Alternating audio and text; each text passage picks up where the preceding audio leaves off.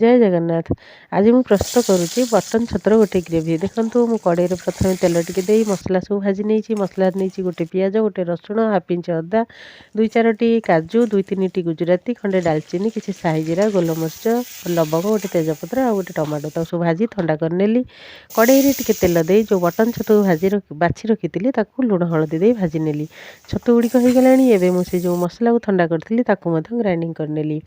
तापर से कड़े जो तेल थिला से बटर पीस खंडे दे जीरा आउ सुखिला लंका 2टा दे फुटापी छाड़देली। देखो फुटीगला गोटे चामच जीरा गोटे चामच लंका गुंड गोटे चामच धनिया गुंड दे टिके पानी दे कषिदेली। आ जो ग्रेवी बनई कड़े ढाड़ी फुटापी छाड़देली।